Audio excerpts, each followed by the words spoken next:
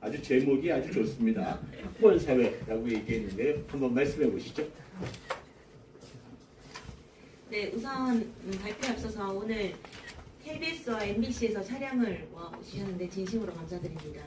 이게 보통 국회에서 토론회를 하는데 이렇게 공중파에서 오시지 않은데 그만큼 이제 이 서울대 10개 만들기에 대한 이제 사회적 관심이 뜨거운 부분을 대변한 것이 아니다. SBS, 네, 죄송합니다. 그리고 죄송합니다. 그리고 이제 교적 CH라는 유튜브에서도 지금 촬영을 하고 계십니다. 생방송으로. 그래서 이제 이렇게 국민들께서 많은 관심을 가지고 계신 거 아닌가 이 생각을 좀 하면서 이제 발표를 시작하도록 하겠습니다. 좀 분위기를 환기하게 해서 페이지 68페이지를 한번 봐주시겠습니까? 제가 국회에서 근무를 하면서 가장 도움이 됐던 자료는 예산안 사업 설명 자료 2-1이라고 부르는 자료였습니다.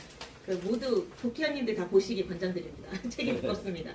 네, 거기에 나온 68페이지 보면은 거점 국립대 육성 지원이라고 해서 그 사업 설명 자료가 있습니다. 여기 표만 딱 보시면 됩니다. 이 표 5개를 딱 보셨을 때 이게 핵심이 이 서울대 10개 만들기 사업의 핵심이거든요. 이 거점 국립대 육성 지원 사업이 이 5개를 딱 보셨을 때 이걸로 해서 서울대 10개 만들기 해결될 것인가? 네, 어떻게 생각하시나요? 네, 고개를 벌써 절레를 해주고 계신데요. 네, 이게 지금 교육부가 짠 아닙니다. 네, 그러니까 저는 아까 그 설문조사에서 상당히 좀 신뢰가 가지 않는다라는 그런 비판의식이 있었잖아요.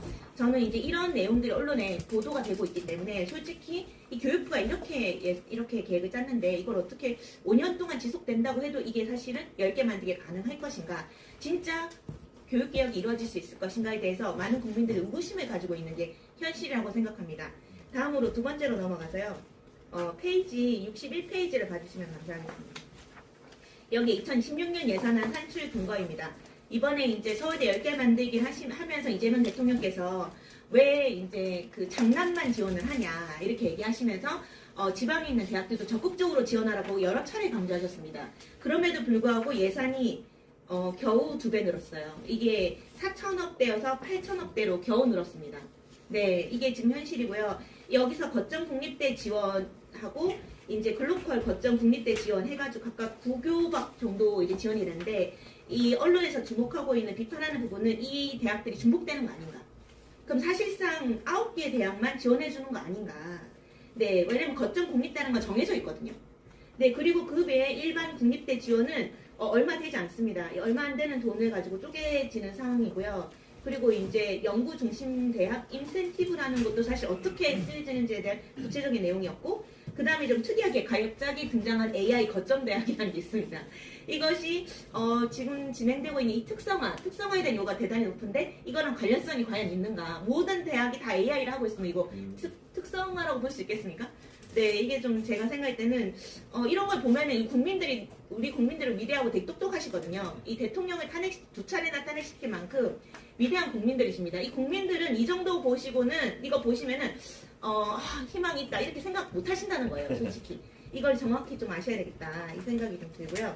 먼저 결론부터 말씀을 드리면 네, 제가 이제 또 자료 지금 마지막으로 보시면은 54페이지 봐주시면 감사하겠습니다.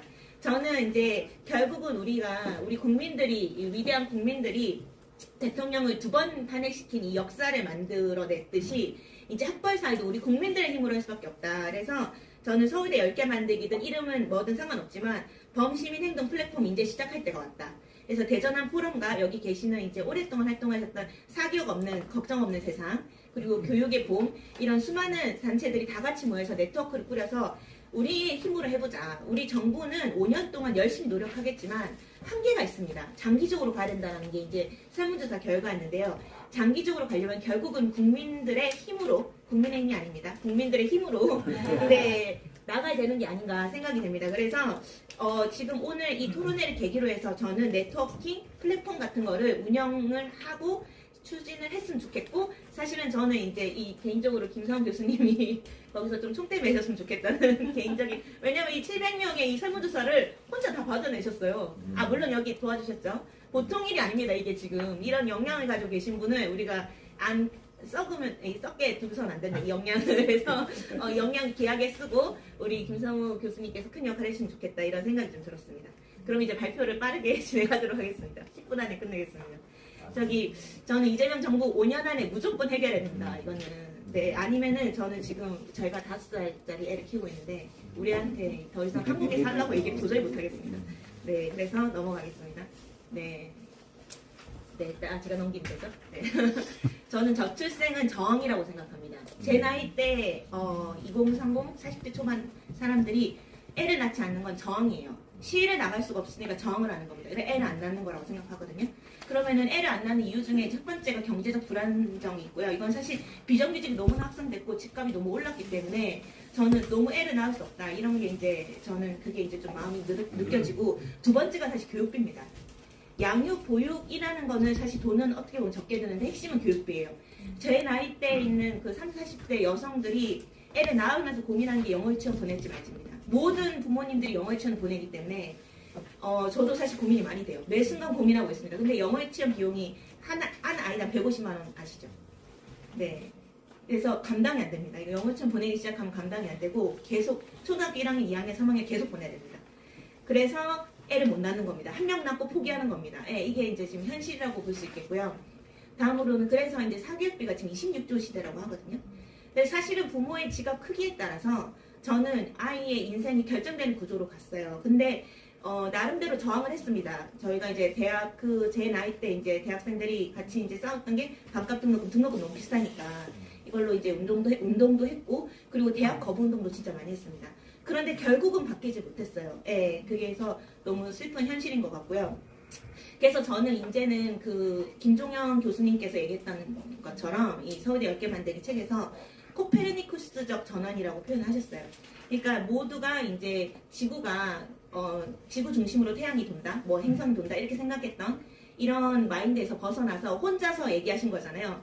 지구가 태양을 돈다라고 그런 마인드로 접근해야 된다. 이제는 우리는 그냥 안일하게 생각할 때가 아니고 코페르니쿠스적인 마인드로 접근할 때가 왔다.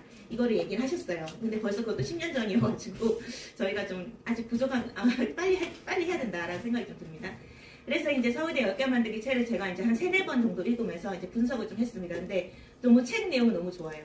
너무 좋고 꼭 읽어봤으면 좋겠다는 생각이 드는데 지금 진행되고 있는 이 교육부의 방향이 저는 이 내용의 한 10%도 실행되고 있지 않다라고 생각합니다. 코페르니쿠스적인 사고의 전환 전혀 없습니다. 그래서 전면적인 개혁이 필요하다라고 좀 생각이 되고요. 그래서 이제 아까 보셨듯이 예산안도 보시고 거점 국립대 육성 방안 보셨겠지만 솔직히 이거 보면서 서울대 10개 만들기 되겠다라고 생각하시는 분 없으셨을 거라고 생각합니다. 그래서 저는 지금 완전한 새로운 패러다임이 이제 필요할 때가 왔다라고 생각이 듭니다. 그리고 두 번째는 서열 구조를 바꿀 수 있을까? 솔직히 이제 지금 부산에서 공부 잘하는 애는 의대를 가고 아니면 서울대를 갑니다. 네. 그래서 이런 서열 구조, 대학의 서열화 구조 이것 때문에 모든 아이들이 이제 사교육에 늪에 빠져 있는데 이거 바꿀 수 있을까? 이거를 저는 던져봐야 된다라고 생각을 했습니다. 그래서 이제 구체적으로 어떤 내용들이 들어가는지를 설명해 드리겠습니다. 그래서 처음에는 이제 사실 국립대 통합 네트워크에서 시작이 됐습니다.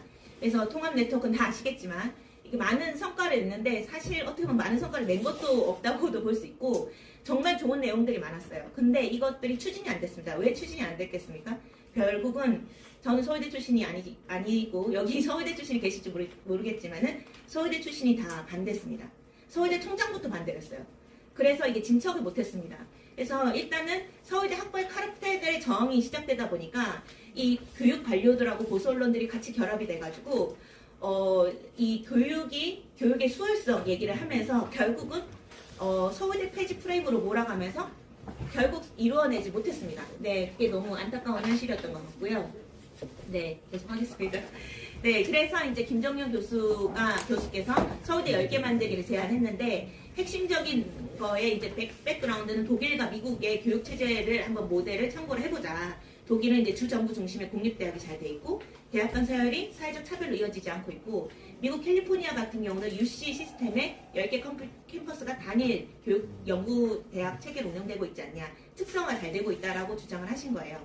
뭐 여기서도 한계가 있겠죠. 우리 나름대로의 색깔을 입혀서 저는 서울대 10개 만들기를 해야 된다라고 제안을 하신 거라고 봅니다. 그래서 5개입니다. 이 5개 중에 저는 이 교육부가 하나도 하고 있나? 하나도 잘 되고 있을까? 사실 저는 좀 고민을 던지고 싶어요. 첫 번째는 공간의 병목 영상을 해결하자입니다. 그러니까 서울대급의 공공연구대학을 전국에 다수 구축하자는 겁니다.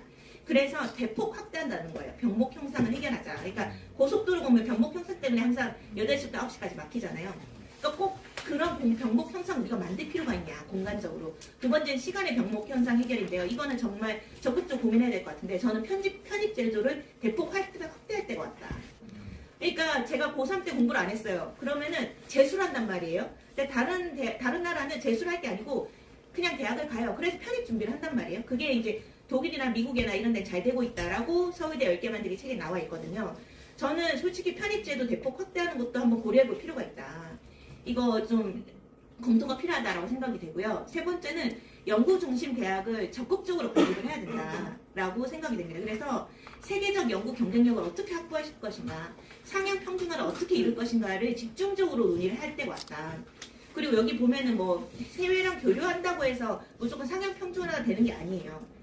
뭐 해외 나갔다 온다 해서 무조건 저는 그렇게 뭐 연구 실적이 높아진다고 생각하진 않고요. 뭐 허준희 교수님 뭐 사례도 있고 하니까 다 하실 거라고 생각하고, 저는 어떻게 하면 세계적 연구 경쟁력 확보할 것인가를 고민을 많이 했으면 좋겠고, 창업을 권장하는 대학 문화가 만들어져야 된다고 생각합니다. 그러니까 사실 지금 상황에서는 일자리를 더 이상 대기업이 만드는 구조로 갈 수는 없다고 생각해요. 공공기관이 일자리를 많이 만들어야 되는 것도 필요하지만, 저는 창업을 더 활성화시키고 창업에 대해서 투자를 많이 해야 된다고 생각하고, 마지막으로 지역과 함께 성장하는 대학이라는 것을 반드시 염두를 두셔야 된다. 그래서 지금 참고로 제가 경기도 광명시에 살고 있는데, 광명시에는 예산이 1조 5천억 원입니다.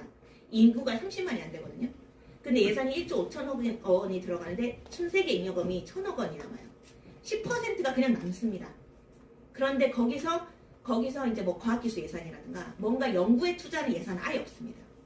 물론 대학이 없다라고 볼 수도 있겠지만, 저는 이렇게 지자체에 남는 돈들이 정말 많거든요. 그리고 기금도 쌓여 있습니다. 60조 막 이렇게 됩니다. 그 돈들을 저는 이제 교육에 써야 된다. 대학에 써야 된다. 대학에 투자를 해라. 이게 저는 이게 들어가야 된다고 생각해요. 그래서 라이즈 체계를 만들었는데 그게 잘 진행되고 있지 않습니다. 네, 그래서 적극적으로 지방에 있는 유휴 자본들을 적극 어떻게 활용할 것인가 논의가 좀 필요하지 않나, 이 생각이 좀 들었습니다. 그래서 이제 이재명 대통령께서 서울대 10개 만들기 정책을 다행히 채택해 주셔서 저는 감사하다고 생각하는데, 그 시기에 사실 윤석열 정부가 국가 R&D 예산을 수조 삭감되면서 이제 약간 이슈가 됐고, 지역소멸 문제도 심각하니까 이제 지역 거점 국립대학을 서울대 수준으로 끌어올리자라고 구상을 하셨어요. 근데 이 방향이 약간 지방에 대한 투자를 강조하는 방향으로 조금 집중이 되고 있습니다. 그래서 국정기획위원회에서도 정책 내용을 보면은 첫 번째가 국립대에 대한 투자예요. 예산은 많이 달라. 이게 주 내용입니다. 그리고 국가 석좌 교수 제도 신설, 뭐 이거 외에는 사실 이 내용 보면은 서울대 10개 만들기의 책에 나온 내용들이 거의 담겨있지 않고 주로 돈 달라 이거밖에 없습니다. 네, 그래서 결과가 지금 보면 4천억대 예산이 8천억대 는 거, 이거 하나입니다. 네, 그래서 저는 이제 전반적으로 이제 개혁이 필요한데, 일단 첫 번째는 예산 불결 문제인데, 제가 이 책에 나와 있지만은 사실 지금 서울대에만 들어가는 돈이 7천억이잖아요. 근데 이제 제가 법인화라고 해서 서울대에 7천억을 쓰고 있다. 법인화된 대학이니까 이렇게 주장을 하고 있어서 법인화된 인천대를 좀 비교해봤습니다. 인천대는 1,300억을 주고 있어요. 그러니까 서울대의 6분의 1 정도밖에 안 됩니다.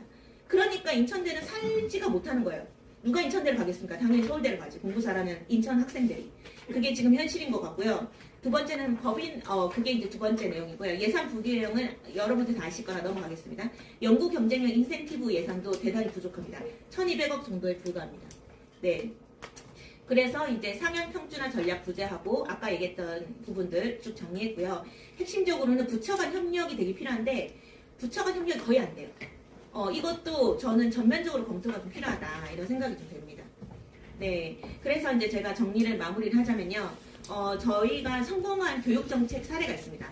바로 고교 평준화라고 생각합니다. 근데 아직도 뭐 과학고니 뭐니 뭐 이런 특목고니 이런 것 때문에 문제가 있긴 한데, 저는 그래도 그 당시에 70년대에 이 경기고, 서울고 뭐 이런 것들에 대한 신화를 무너뜨리는데 좀 성과를 냈다고 생각을 해요. 그래서 저는 이 고교 평준화를 어떻게 이뤘는지를 좀 보면서, 저는 이 대학도 어떻게 좀 변화를 시킬 건지를 진지하게 고민해봤으면 좋겠다. 이런 뭐 뺑뺑이 돌리자는 것까지는 아니고 한번 고민해봤으면 좋겠다. 이게 첫 번째고, 두 번째는 그때 이제 국공립 통합 네트워크 만들어지면서 유일한 성과가, 저는 제가 생각할 때 그게 딱 연결되진 않지만 로스쿨 만든 거. 그래서 학부 법대를 없앴잖아요. 그리고 로스쿨을 만들었는데 로스쿨 등록금이 비싼 건 또 문제긴 하지만 별개로 변호사가 대단히 많이 늘어나면서 이 법률 서비스가 약간 뭐 이렇게 특권층들의 그 서비스가 되지 않은 그런 부분들이 있는 것 같아요. 이 사법고시 카르텔을 끊고 이런 부분들이 이제 의미가 있었던 부분인데 이 긍정점을 참고를 해가지고 저희가 좀 배울 부분들을 배웠으면 좋겠다 이런 생각이 좀 들었습니다. 그래서 저는 마지막으로 어떤 게 생각이 됐냐면은 이 서울대 10개 만들기는 이 교수님이 사실 그 안에서는 대놓고 얘기하지 않았지만 서울대 졸업생 10만 명 만들자. 저는 이게 그분이 얘기했던 핵심적인 내용이라고 생각을 해요. 네, 그래서 부산에서 대학을 나와도 서울대 졸업장 주고, 그다음 강주에서 대학 나와도 서울대 졸업장 주고, 그래서 서울대 졸업생 한 10만 명 정도 만들어야 이 서울대를 막 가고 싶어서 서울로 다 몰리는 현상은 사라지지 않겠냐. 저는 이게 사실 김종영 교수님께서 이제 대놓고 얘기하지 않았지만 그 책에 담겨있는 내용이라고 생각합니다. 저는 이렇게 가야지 근본적으로 해결될 수 있다. 이 사교육 문제나 이렇게 생각이 됩니다. 그래서 마무리를 좀 하자면은, 마무리하자면은 저는 첫 번째 부산에 사는 이 공부 잘하는 고등학생이 부산에 있는 대학을 가게 하는 거. 이게 저는 꼭 이루어져야 된다. 우리가 그냥 평온하게 얘기하면. 그리고 이제 두 번째는 목포 등 뭐 지방에 있는 대학을 나온 청년들이 그 목포에서 평생 살 수 있도록 어떻게 할 수 있을 것인가. 이게 저는 두 가지 숙제인 것 같고, 세 번째는 4세 고시, 7세 고시라고 하는 이 영유아까지 내려온 이 고등학교까지의 이 사교육비 문제 어떻게 해결할 것인가. 이거 해결하지 않으면 저출생 문제 절대 해결 안 된다고 생각합니다. 그래서 이 세 가지를 질문을 던지고 싶고요. 이 질문에 대한 해답을 저희 국민들의 힘으로 냈으면 좋겠다. 그래서 저는 새로운 시민단체의 플랫폼을 출범시킬 것을 제안드리면서 이상 마무리하겠습니다. 네. 아주 그 앞부분에 예산표도 제시해 주시고 본인의 발표도 아주 짧은 시간에 핵심적인 얘기를 했는데 한마디로 얘기하면 그 서울대 10개 만들기가 서울대 졸업생 10만 명을 만들자.